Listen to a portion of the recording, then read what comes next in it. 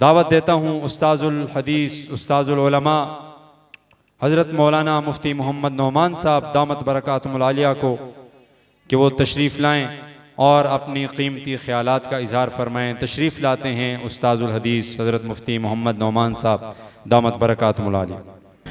نحمده ونصلي على رسوله الكريم اما بعد فاعوذ بالله من الشيطان الرجيم بسم الله الرحمن الرحيم ان هذا القرآن يهدي للتي هي اقوم ويبشر المؤمنين الذين يعملون الصالحات ان لهم اجرا كبيرا وقال النبي صلى الله عليه وسلم ان الله يرفع بهذا الكتاب اقواما ويضع به آخرين رواه مسلم وقال النبي صلى الله عليه وسلم ان هذه القلوب تصدأ كما يصدأ الحديد اذا اصابه الماء قيل وما جلاؤها يا رسول الله قال كثرة ذكر الموت وتلاوة القرآن رواه البيهقي في شعب الإيمان وقال النبي صلى الله عليه وسلم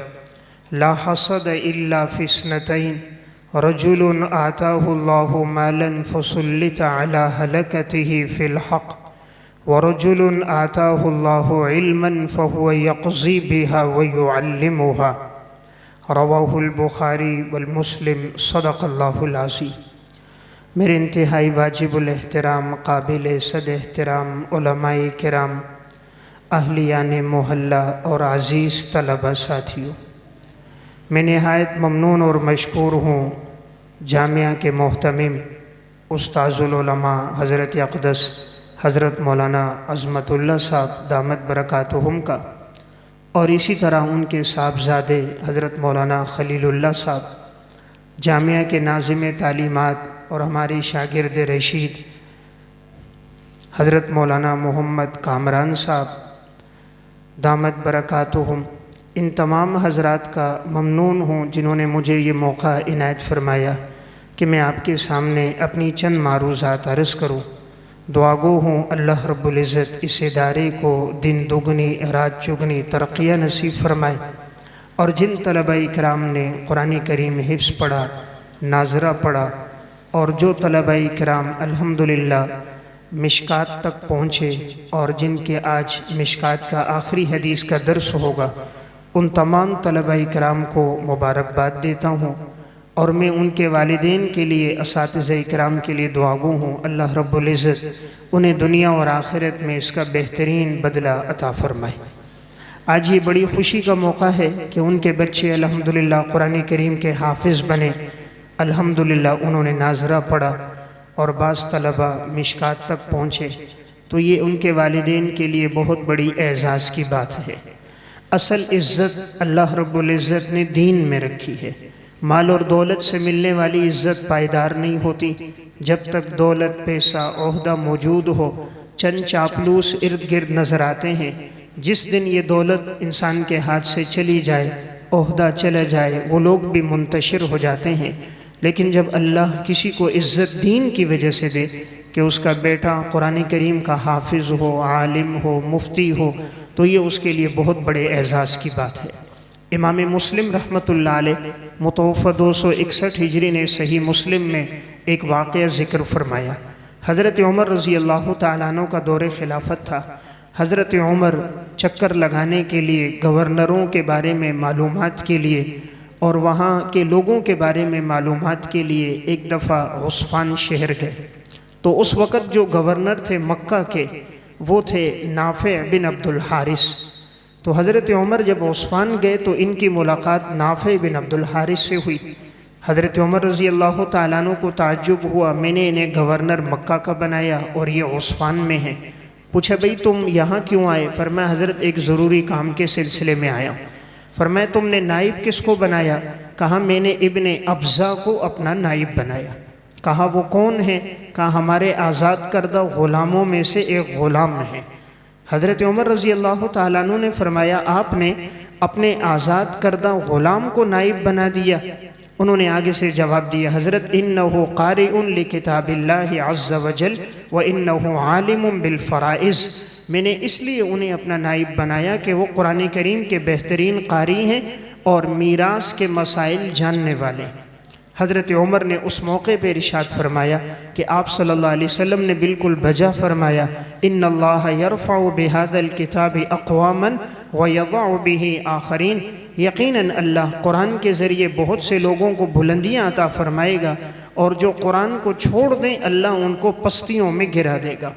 تو واقعہ سنانے کا مقصد یہ ہے، میں نے یہ بات آپ کے سامنے عرض کی کہ اصل عزت اللہ نے دین میں رکھی، کہ اللہ تعالیٰ نے وہ غلام تھے لیکن اللہ نے انہیں یہ عزت عطا فرما دی۔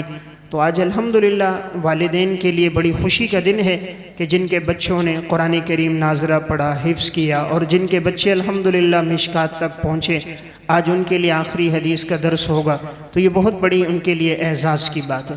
تو میں عرض کر رہا تھا، اللہ نے اصل عزت جو رکھی ہے وہ دین میں رکھی ہے۔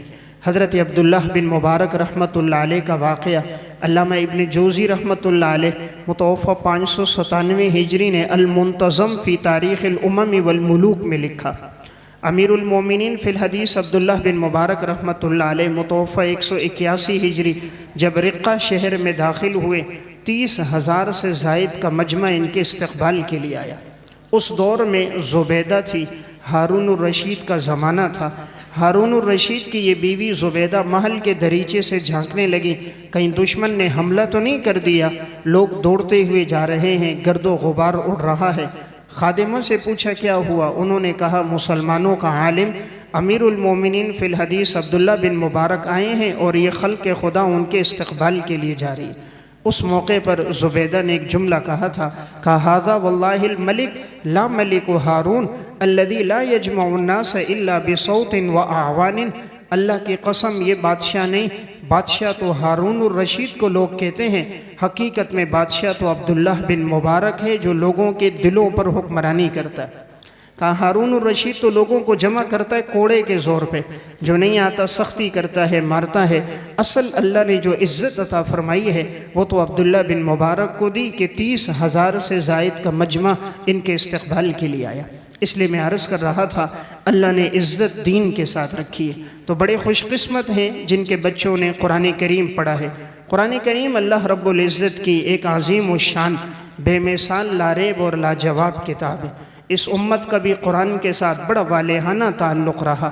اس امت کے لوگوں میں اٹھنا بیٹھنا، چلنا پھرنا، ان کا اوڑھنا بچھونا جو ہوتا تھا، قرآن کریم کی تلاوت ہوتی تھی۔ امام نووی رحمہ اللہ متوفہ 676 ہجری نے المنہاج فی شرح صحیح مسلم ابن الحجاج میں، ایک بہت بڑے محدث ہیں امام ابو بکر بن عیاش رحمۃ اللہ علیہ متوفہ 194 ہجری کے حالات میں واقعہ لکھا۔ جب ان کے انتقال کا وقت قریب آیا، ان کی صاحبزادی قریب بیٹھی بہت پریشان تھی، رو رہی تھی۔ پوچھا بیٹی کیوں رو رہی ہو؟ فرمایا ابا جان معلوم نہیں آگے آپ کے ساتھ کیا ہوگا، آگے کے مراحل سوچ کر پریشان ہو جاتی ہوں۔ فرمایا بیٹی پریشان نہ ہو، امید ہے اللہ تمہارے والد پہ رحم کرے گا، اس لیے کہ 30 سال سے میرا معمول ہے، میں روزانہ اس کمرے میں ایک قرآن کریم تلاوت کرتا ہوں۔ 30 سال سے میں روزانہ ایک قرآن پڑھ رہا ہوں، اس لیے امید ہے اللہ تمہارے والد پہ رحم کرے گا۔ اس لیے میں عرض کر رہا تھا، قرآن کریم کے ساتھ اس امت کا بڑا والہانہ تعلق رہا۔ اس امت میں ایسے لوگ بھی آئے جن کی زندگی کے 20 سال اس طرح گزرے کہ روزانہ ایک قرآن کریم تلاوت کرتے تھے۔ مشہور محقق محدث ہیں علامہ شمس الدین ذہبی رحمۃ اللہ علیہ متوفہ 748 ہجری نے امام یحییٰ بن سعید القطان رحمۃ اللہ علیہ متوفہ 198 ہجری کے حالات میں لکھا، فرمایا ان کا معمول تھا کہ 20 سال تک انہوں نے روزانہ ایک قرآن کریم تلاوت کیا۔ ان کے شاگرد ابن بندار رحمۃ اللہ علیہ کہتے ہیں میں اپنے استاذ کے ساتھ 20 سال رہا، مجھے نہیں معلوم کبھی انہوں نے اللہ کی نافرمانی بھی کی ہوگی، یعنی ساری زندگی اطاعت میں، عبادت میں، ریاضت میں ان کی گزر گئی۔ تو میں عرض کر رہا تھا اس امت کا قرآن کریم کے ساتھ بڑا والہانہ تعلق رہا۔ علامہ ابن جوزی رحمۃ اللہ علیہ نے صفت الصفوہ میں، مشہور محدث ہیں امام وکیع بن جراح رحمۃ اللہ علیہ متوفہ 197 ہجری کے حالات میں لکھا کہ ان کا معمول تھا دن اور رات میں ایک قرآن پڑھتے تھے۔ کہا جب تک حیات تھے انہوں نے زندگی بھر اپنے اس معمول کو برقرار رکھا، اور بیماری کے ایام کے علاوہ ہمیشہ روزہ رکھتے تھے۔ تو حضرات سلف میں تلاوت کا بڑا معمول رہا، چلتے پھرتے وہ لوگ پڑھا کرتے تھے۔ اس امت میں مرد تو مرد، عورتوں کا بھی قرآن کے ساتھ بڑا والہانہ تعلق تھا۔ علامہ ابن جوزی رحمۃ اللہ علیہ نے صفت الصفوہ میں امام محمد بن سیرین رحمۃ اللہ علیہ متوفہ 110 ہجری کی ہمشیرہ حفصہ بنت سیرین کے حالات میں لکھا، اس امت کی وہ خاتون ہے جو یومیہ 15 سپارے قرآن کریم کی تلاوت کیا کرتی تھی، اور ایام تشریق کے علاوہ اور اسی طرح ماہواری کے ایام کے علاوہ ساری زندگی اس خاتون کا معمول تھا روزے رکھنے کا۔ تو اس امت کا قرآن کریم کے ساتھ بڑا عجیب تعلق رہا، اور ان کو ایسی قرآن سے محبت ہوتی تھی، چلتے پھرتے سفر اور حضر میں بھی پڑھتے تھے۔ جب امام شافعی رحمۃ اللہ علیہ متوفہ 204 ہجری مکہ سے مدینہ جا رہے تھے امام مالک کے پاس موطا مالک پڑھنے کے لیے، 17 دن ان کو لگے تھے، اور فرمایا 17 دن میں میرے 17 قرآن راستے میں مکمل ہو گئے تھے۔ تو ایسا قرآن کے ساتھ اس امت کا تعلق رہا۔ اس لیے ہمیں بھی کوشش کرنی چاہیے اس بات کی، قرآن کریم کو ہم اپنی زندگی میں بھی لے کر آئیں، اور ہم اپنی اولاد کو بھی قرآن کے ساتھ وابستہ کریں۔ آج جن بچوں نے حفظ کیا ہوگا، جو بچے آج ناظرہ جن کا مکمل ہوا، آج جب ان کے سروں پہ دستار باندھی جائے گی، انہیں اعزاز اور اکرام کے ساتھ نوازا جائے گا، تو آج ان کے والدین یہ منظر دیکھیں گے تو ان کی آنکھیں ٹھنڈی ہو جائیں گی۔ یہ بڑی خوشی کا دن ہوتا ہے اس دن جب کوئی والد اپنی اولاد کو دیکھے کہ اللہ اس کے بیٹے کو اس کی زندگی میں حافظ بنا لے، عالم بنا لے، تو انسان خوشی میں رونے لگ جاتا ہے۔ آج سے 3 سال قبل میں ایک جگہ آخری حدیث کا درس دے رہا تھا۔ درس کے بعد لوگ عموماً مہمان عالم سے ملتے ہیں، تو بہت سے لوگ مل رہے تھے، ان میں ایک سفید ریش بابا بھی تھا۔ جب ملاقات ہوئی اس کی آنکھوں سے مسلسل آنسو گر رہے تھے، تو میں نے پوچھ لے بابا جی آج تو خوشی کا دن، بچے حافظ بنے، عالم بنے اور بچے مفتی بنے، آپ رو رہے ہو؟ تو وہ کہنے لگا بیٹا میرے یہ آنسو خوشی کے آنسو ہیں۔ میری 4 بیٹیاں تھیں، ایک ہی بیٹا تھا، اور میں نے اللہ سے دعا کی تھی کہ یا اللہ مجھے وہ دن دکھانا جب یہ میرا بیٹا قرآن کا حافظ بن جائے اور اس کے سر پہ دستار باندھی جائے اور میں اس مجلس میں موجود ہوں۔ کہا 3 سال کے بعد اللہ نے مجھے وہ دن دکھایا کہ میرا یہ بیٹا قرآن کا حافظ بنا اور علماء نے اس کے سر پہ دستار باندھی اور میں اس مجلس میں موجود تھا۔ پھر میں نے اللہ سے رو کر دعا کی کہ یا اللہ اگر میری زندگی ہو تو مجھے وہ دن بھی دکھا کہ میرا یہ بیٹا عالم بن جائے، جس دن علماء اس کے سر پہ دستار باندھے اور آخری حدیث کا درسوں میں بھی موجود ہوں۔ وہ بابا جی کہنے لگا بیٹا 8 سال کے بعد آج وہ دن آیا کہ آپ نے درس دیا اور علماء نے دستار باندھی طلبہ کے سروں پر، میرے بیٹے کے سر پہ بھی دستار باندھی گئی، تو میں خوشی سے رو رہا ہوں کہ الحمدللہ میں ایک حافظ کا والد ہوں، ایک عالم کا والد ہوں۔ بہت بڑے اعزاز کی بات ہے۔ آج جب ان بچوں کے سروں پہ دستار سجائی جائے گی، آج جب انہیں انعامات اور اکرامات سے نوازا جائے گا، تو یہ ان کے والدین کے لیے بڑی خوشی کا دن ہوگا۔ ساری دنیا کی دولت ایک طرف، بیٹے کا قرآن کا حافظ بننا ایک طرف، ساری دنیا کی عزت شہرت ایک طرف، بیٹے کا عالم بننا ایک طرف۔ دنیا میں اس سے بڑی عزت کوئی نہیں، آپ کا بیٹا مصلی پہ کھڑے ہو کر اللہ کا قرآن سنائے۔ دنیا میں اس سے بڑھ کر کوئی اعزاز نہیں۔ آپ کا بیٹا جمعے اور عیدین کی نماز پڑھا رہا ہے، 1500 2000 نمازی پیچھے، جب تک وہ اللہ اکبر نہیں کہتا کوئی نماز شروع نہیں کر سکتا، جب تک وہ السلام علیکم نہیں کہتا کوئی نماز سے نکل نہیں سکتا۔ یہ بہت بڑے اعزاز کی بات ہے۔ یہ آپ نے اپنے لیے بہترین صدقہ جاریہ بنا دیا۔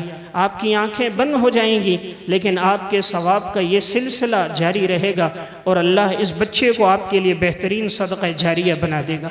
حضرت مولانا قاری محمد طیب صاحب رحمۃ اللہ علیہ دارالعلوم دیوبند کے محتمم گزرے۔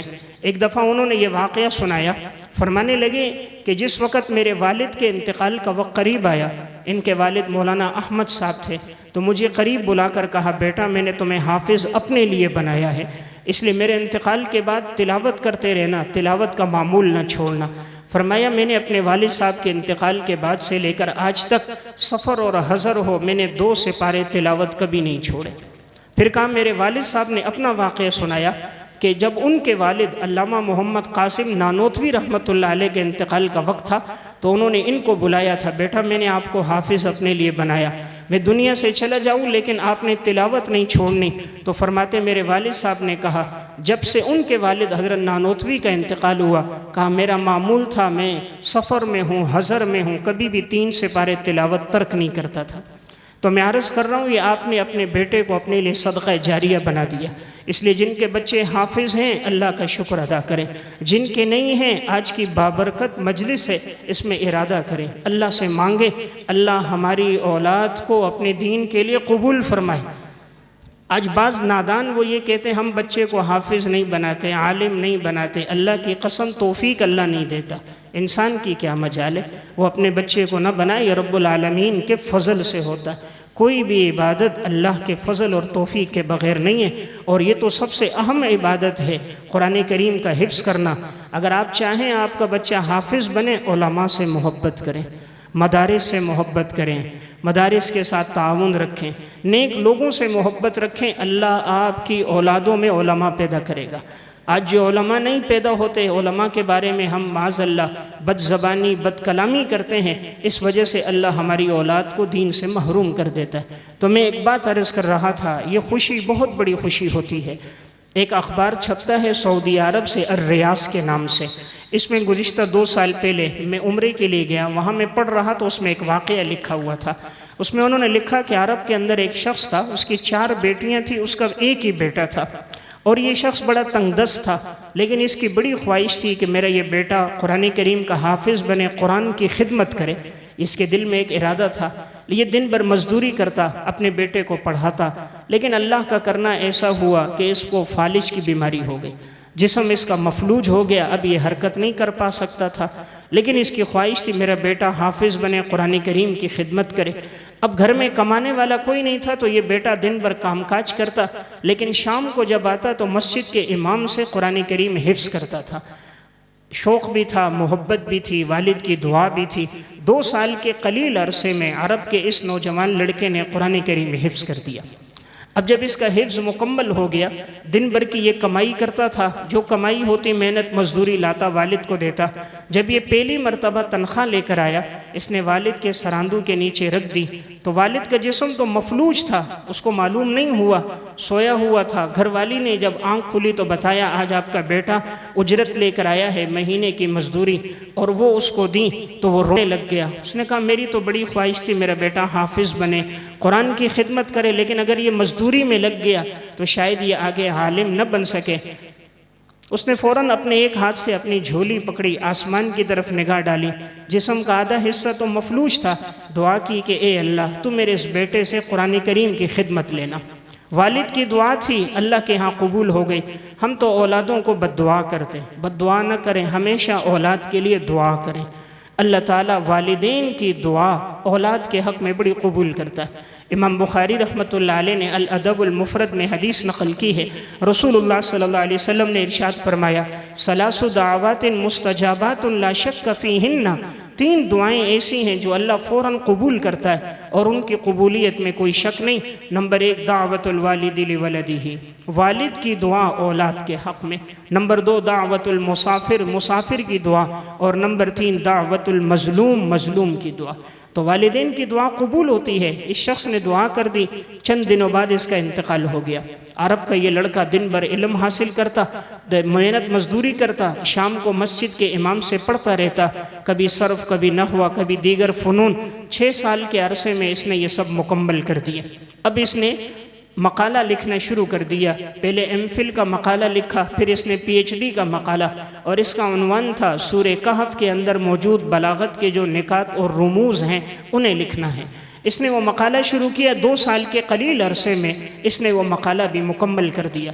جو بات سنانا چاہ رہا ہوں میں وہ یہ ہے، جب اس کا مقالہ مکمل ہوا اور ابھی ایک اسی طرح سیمینار تھا، جیسے آج کا ایک مجلس کا انعقاد ہے، اسی طرح سیمینار منعقد ہوا کہ جن کے پی ایچ ڈی کے مقالے مکمل ہوئے انہیں ڈاکٹریٹ کی ڈگری دی جانی تھی، اور بھی بہت سے عرب کے نوجوان تھے۔ تو اسی سیمینار میں اس لڑکے کا تعارف کرایا گیا۔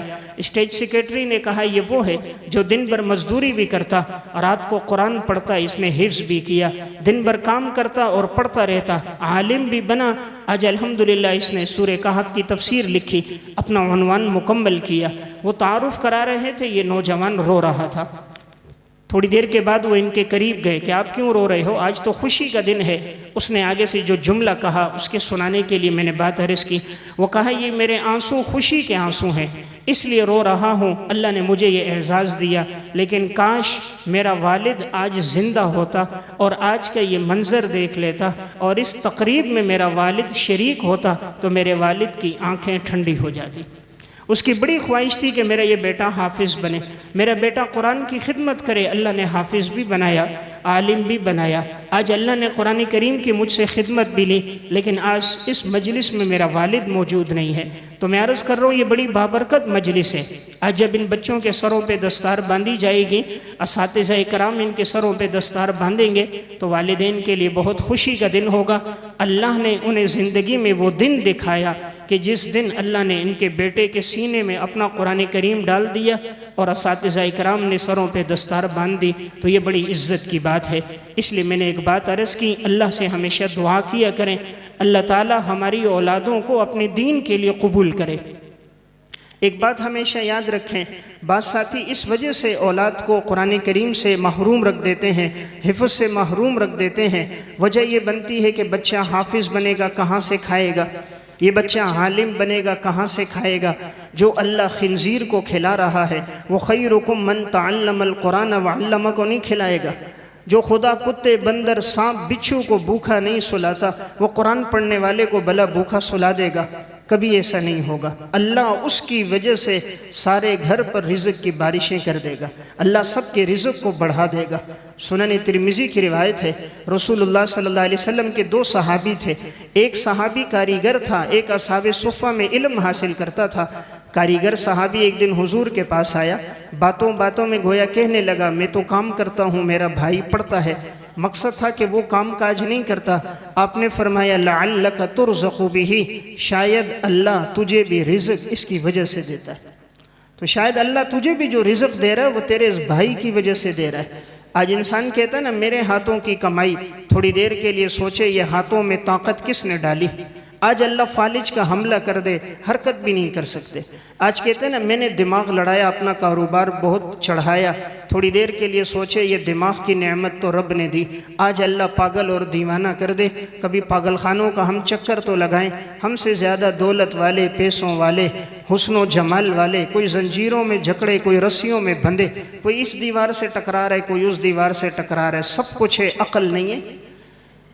عقل اللہ کی بہت بڑی نعمت اللہ نے دی تو ہم نے کاروبار کیا، یہ سب میرے رب کا فضل اور احسان ہے۔ تو میں ایک بات عرض کر رہا تھا، یہ بات دل میں نہ آئے بچہ حافظ عالم بنا، یہ کہاں سے کھائے گا؟ اللہ وقت کے بادشاہوں کو اس کی خدمت میں لگا دے گا۔ حافظ ابن کثیر رحمۃ اللہ علیہ متوفی 774 ہجری البدایہ والنہایہ میں ایک واقعہ لکھتے ہیں، محمد نام کے 4 محدثین تھے، چاروں مصر میں آئے، احادیث کو جمع کر رہے تھے۔ ایک محمد بن نصر مروزی، ایک محمد بن جریر طبری، ایک محمد بن منذر، ایک محمد بن اسحاق بن خزیمہ۔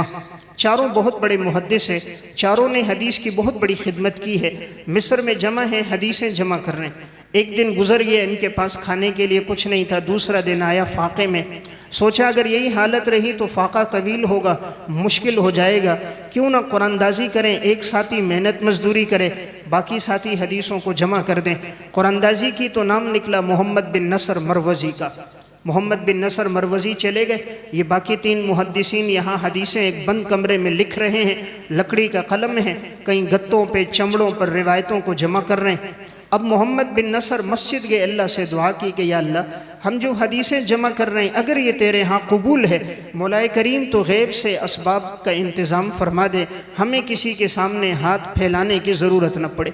اس دور کا بادشاہ تھا احمد بن طولون، وہ سویا ہوا ہے۔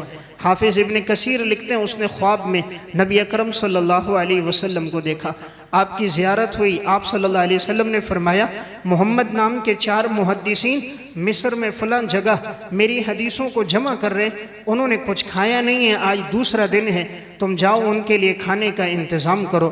بادشاہ وقت فوراً ہی اٹھا، رنگا رنگ قسم کے اس نے کھانے بنوا دیے، وزراء کو بھی جمع کیا، اراکین فوج کو بھی جمع کیا، سب نے کھانے ہاتھ میں پکڑے ہیں، لے کر جا رہے ہیں۔ لوگ بھی حیران اور پریشان، آج بادشاہ کس کے لیے کھانا لے کر جا رہا ہے، آج بادشاہ کے وزیر کس کے لیے کھانا لے جا رہے ہیں۔ گلیوں سے گزرتے گزرتے اس جگہ تک پہنچے جہاں کی نشاندہی حضور نے فرمائی تھی۔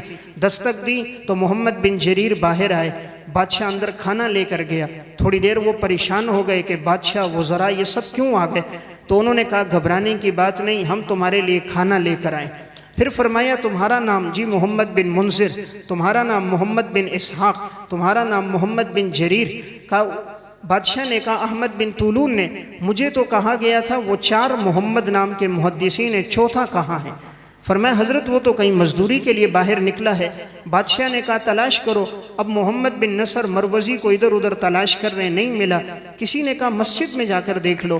مسجد میں جا کر کیا دیکھا، وہ سجدے میں گئے ہیں اور اللہ سے رو رو کے مانگ رہے ہیں کہ اللہ اگر یہ خدمت قبول ہے تو ہمارے لیے غیب سے اسباب پیدا فرما دے۔ بادشاہ کو پتہ چلا، بادشاہ خود ادھر گیا، محمد بن نصر کے کندھے پہ ہاتھ رکھا، انہوں نے اپنی نماز مکمل کی۔ بادشاہ نے کہا بس کرو، اب اللہ کی طرف سے مدد آ گئی ہے۔ بادشاہ نے وہ جگہ خریدی، مسجد بنا دی، قریب کی جگہ میں ان کے لیے مدرسہ تعمیر کر دیا، جتنی کتابوں کی ضرورت تھی انہیں مہیا کر دی، ان کے لیے خادم مقرر کر دیا جو ان کے لیے کھانا پکائے گا، ان کی ضروریات کو پورا کرے گا، ان کے لیے وظیفہ مقرر کر دیا۔ کہا تمہیں جس چیز کی ضرورت ہوگی مجھے بتاؤ گے، میرے ساتھ براہ راست ملو گے، میں تم سے ملنے ہر مہینے آؤں گا، تمہاری ضرورتیں پوری انشاءاللہ میں کروں گا، تم حدیث کی خدمت کرو۔ میں ایک بات عرض کر رہا تھا، عزیز طلبہ، دین کو خدمت ہم بنائیں گے، اللہ بادشاہوں کو ہمارے قدموں میں لے کر آئے گا۔ تو آج لوگ کہتے ہیں نا یہ بچہ پڑھے گا کہاں سے کھائے گا، اللہ بادشاہوں کے ذریعے اس کو کھلائے گا۔ زمین آسمان کے خزانے میرے اللہ کے ہاتھ میں، اور اللہ وہاں سے اسباب پیدا کر دیتا ہے جہاں وہم اور گھمان بھی نہیں ہوتا۔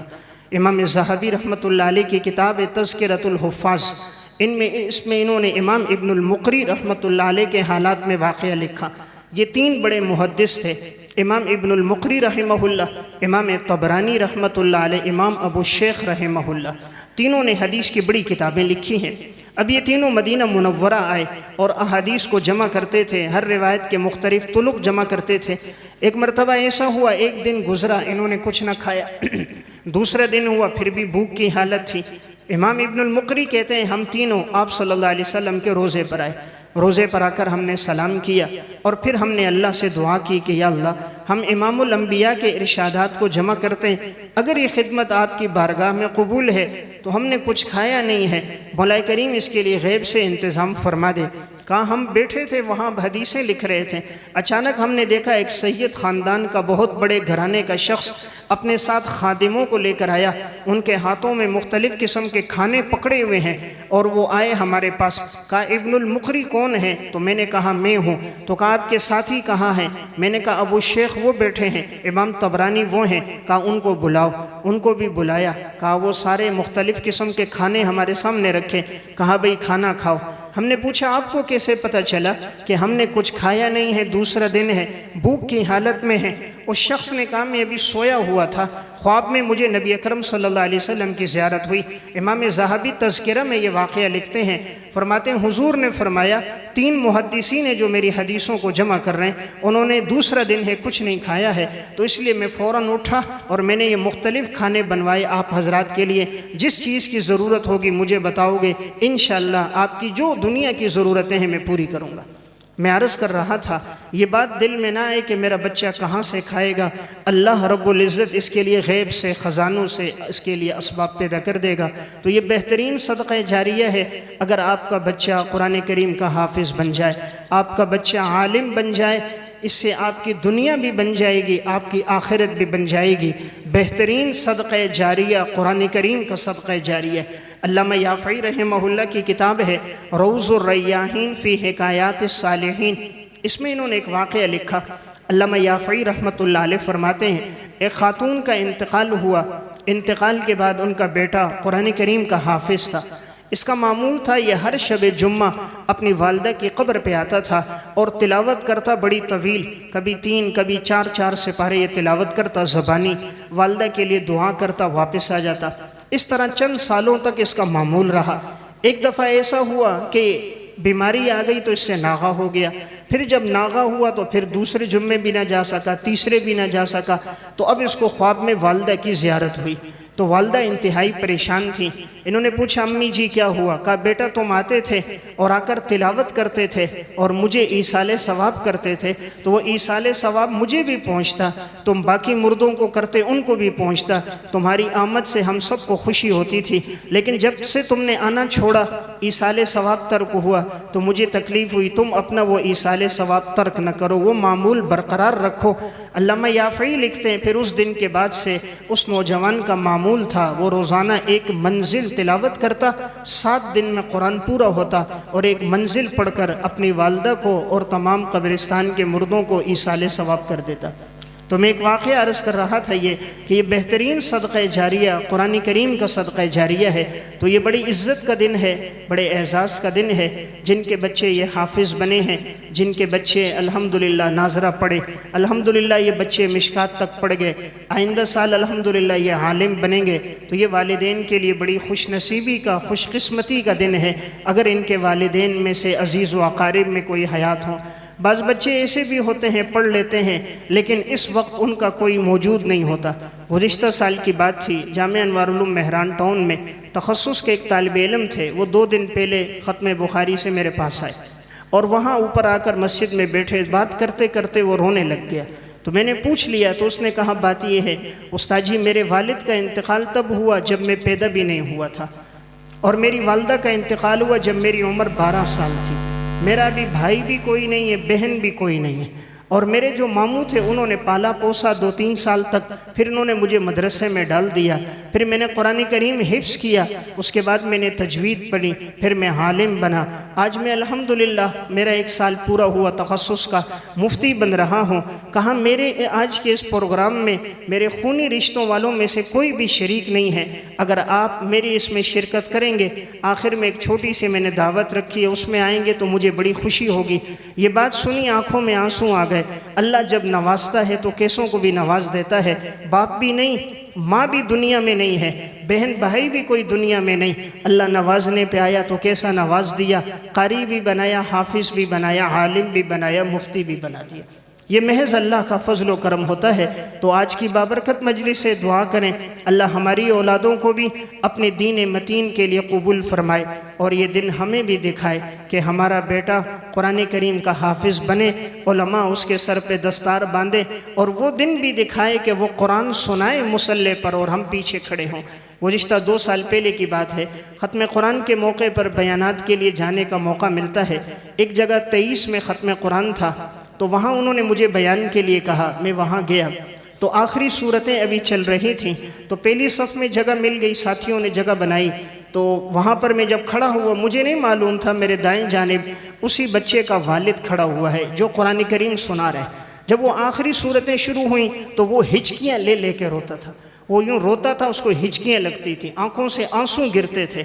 نماز ختم ہو گئی، میں سمجھے شاید یہ بیمار ہیں، کوئی پریشانی ہے، میں نے پوچھا حضرت کوئی تکلیف تو نہیں ہے آپ کو؟ کہنے لگا نہیں مولانا صاحب بات یہ ہے، یہ میرا بیٹا قرآن سنا رہا ہے، اور میری زندگی کی سب سے بڑی خواہش تھی اللہ مجھے وہ سال دکھائے جب یہ میرا بیٹا مصلی پر قرآن سنائے اور میں اس کے پیچھے کھڑے ہو کر پورا قرآن سن لوں۔ کہاں آج یہ میرا بیٹا قرآن سنا رہا ہے اور میں اس کے پیچھے قرآن سن رہا تھا، جب یہ آخری صورتیں پڑھ رہا ہے میں خوشی سے رو رہا ہوں کہ الحمدللہ اللہ نے مجھے زندگی میں وہ دن دکھا دیا کہ اللہ نے امام الانبیاء جہاں مصلی پہ کھڑے ہو کر نماز پڑھاتے تھے، اللہ نے اس مصلی پر میرے بیٹے کو کھڑا کر دیا اور اس نے خالق کائنات کا کلام سنا دیا۔ میں خوشی میں اس لیے ہچکیاں لے کے رو رہا ہوں، اس کے بعد اگر مجھے موت آ جائے تو کوئی حرج نہیں۔ تو بڑا خوشی کا دن ہے جن بچوں نے حفظ کیا، جن بچوں نے ناظرہ پڑھا، اللہ تعالیٰ ان بچوں کو سلامت رکھے، قرآن کریم یاد رکھنے کی، ساری عمر تلاوت کرنے کی توفیق عطا فرمائے۔ اور جو حضرات مہمان تشریف لائے ہیں ان سے بھی درخواست کروں گا ایک نیت کر کے اٹھیں کہ اللہ ان کو بھی زندگی میں یہ دن دکھائے کہ ان کا بیٹا قرآن کریم کا حافظ بنے۔ جو مدارس کے ساتھ تعاون کرنے والے اللہ ان کی بھی جان مال عمر صحت میں برکتیں نصیب فرمائے۔ ان کے یہ تعاون کا سلسلہ ہے کہ الحمدللہ یہاں سے ہر سال بچے حافظ بھی بن رہے ہیں، عالم بھی بن رہے ہیں، ہر سال بچے ناظرہ پڑھ رہے ہیں، یہ ان کے لیے بہترین صدقہ جاریہ ہے۔ اللہ انہیں بھی دنیا اور آخرت میں بہترین بدلہ عطا فرمائے۔ وآخر دعوانا ان الحمدللہ رب العالمین۔